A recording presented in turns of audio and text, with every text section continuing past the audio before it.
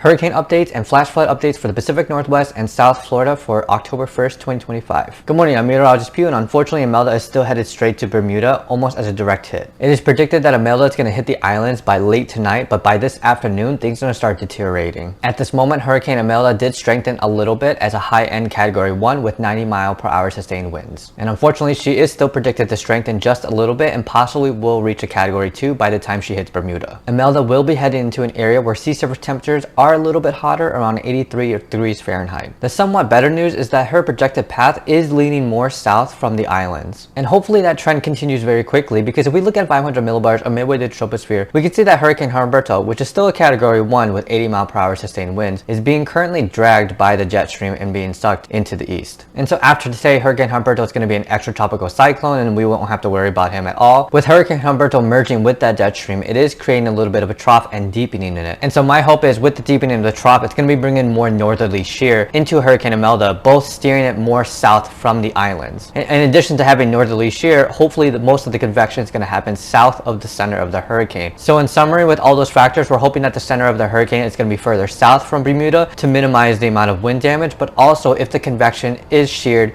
and it's happening more south of the hurricane, then it's going to also minimize the amount of rainfall. Now, talking inland to the opposite side, to the Pacific Northwest, we still have that really broad low pressure system that's coming through. And this low pressure is affecting both moisture from the low levels but also in the mid levels. So places like Washington State, especially along the coastline, you guys have already been seeing rain from yesterday, and unfortunately that's going to continue today and tomorrow to see isolated scattered showers and maybe thunderstorms. But also in addition to that, mostly for tomorrow, there is a marginal risk for flash flooding from Central California to Nevada to Idaho, where there's going to be a plume of mid-level moisture that's going to be evected into this area. And for Florida, especially on the east coastline, you guys are going to see a marginal risk for flash flooding as well, because actually with Hurricane Imelda, because she's pretty much a low pressure system, she's bringing a lot of northerly winds into the area. And with Florida already being really hot, around 85 to 90 degrees Fahrenheit, and with the winds coming from the north, coming from the Atlantic, it's bringing in a lot of moisture, so the dew points are going to be in the 70s. And when those two combine, the environment is already unstable and very buoyant, which will create the thunderstorms.